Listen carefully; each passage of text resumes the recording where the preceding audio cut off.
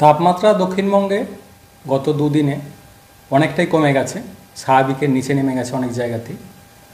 যেমন পশ্চিমের জেলাগুলো বিশেষ করে পুরুলিয়া 7 ডিগ্রির কাছাকাছি রয়েছে, বীরভূমে 8 ডিগ্রির কাছাকাছি, পশ্চিম বর্ধমান, বাঁকুড়া এসব জেলাগুলো 9-10 ডিগ্রির কাছাকাছি নেমে গেছে সর্বনিম্ন তাপমাত্রাটা। তো আগামী 24 ঘন্টায় খুব একটা পরিবর্তন নেই, হয়তো সামান্য আরেকটু কমতে পারে রাতের তাপমাত্রাটা।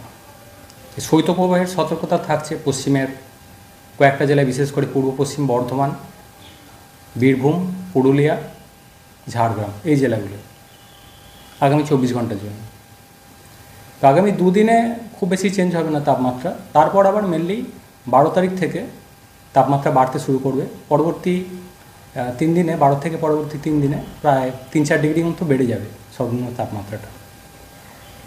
দিনের তাপমাত্রা 12 তারিখ থেকে মোটামুটি বাড়তে শুরু করবে। এরপর বর্তমানে কলকাতা পার্শ্ববর্তী অঞ্চলে, যেটা গত 24 ঘন্টায় ছিল সর্বনিম্ন তাপমাত্রা 15.2 ডিগ্রির কাছাকাছি, স্বাভাবিকের থেকে 2 ডিগ্রি কম। এটা দিনের তাপমাত্রা কলকাতার ক্ষেত্রে 25 ডিগ্রির কাছাকাছি রয়েছে, স্বাভাবিকের থেকে প্রায় 3 ডিগ্রি মতো কম।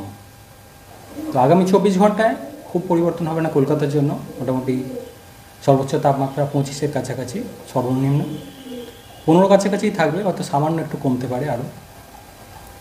12 থেকে আবার পরবর্তী প্রায় 3 দিনে কলকাতার ক্ষেত্রেও সর্বনিম্ন তাপমাত্রা বেশ খানিকটা বেড়ে যাবে, প্রায় 3-4 ডিগ্রি মতো। দিনের তাপমাত্রাও তারপর বাড়তে থাকবে।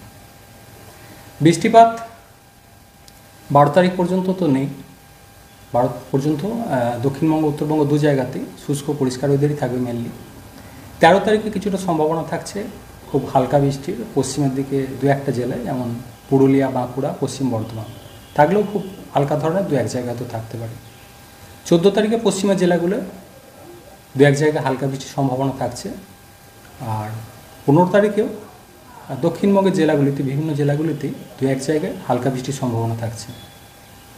ফার্দার আপডেট আবার পরে জানানো হবে 14-15 তারিখের ওয়েদার ব্যাপারে।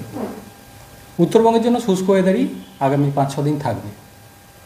তাপমাত্রা উত্তরের জেলাগুলোতেও অনেকটাই কমেছে, বর্তমানে স্বাভাবিকের থেকে কমই রয়েছে। আর উত্তর দক্ষিণ দিনাজপুর এই সাইডটাতে শৈত্যপ্রবাহের সতর্কতা থাকছে আগামী 24 ঘন্টার জন্য। শৈত্যপ্রবাহ বলতে যেটা বোঝানো হয়, সর্বনিম্ন তাপমাত্রা 10 ডিগ্রির নিচে এবং স্বাভাবিকের থেকে প্রায় 5 ডিগ্রি মতো কম। তাপমাত্রা উত্তরবঙ্গের উত্তরের জেলাগুলো হয়তো 12 তারিখের পর সামান্য একটু হয়তো বাড়বে, তবে উত্তরবঙ্গের যে নিচের জেলাগুলো রয়েছে 12 তারিখের পর এখানেও তাপমাত্রা কিছুটা বাড়বে। এই যে ডিফারেন্স, একদিকে শৈত্যপ্রবাহ, একদিকে আমাদের কলকাতায় এত বেশি হিট। হ্যাঁ, কলকাতার ক্ষেত্রেও তাপমাত্রা যেটা বললাম গত 24 ঘন্টা যেটা রয়েছে 15.2 ডিগ্রি, স্বাভাবিকের থেকে 2 ডিগ্রি মতো কম। তো পশ্চিমের জেলাগুলো অনেকটাই কম রয়েছে, আরও অনেকটাই ডিফারেন্স রয়েছে, যেহেতু সমুদ্রের কাছাকাছি এলাকাগুলো জলীয় বাষ্পের পরিমাণ কিছুটা বেশি থাকে। কলকাতার ক্ষেত্রে আগামী 24 ঘন্টা যেটা বলা হলো যে এর কাছাকাছি থাকবে, হয়তো সামান্য একটু কমতে পারে।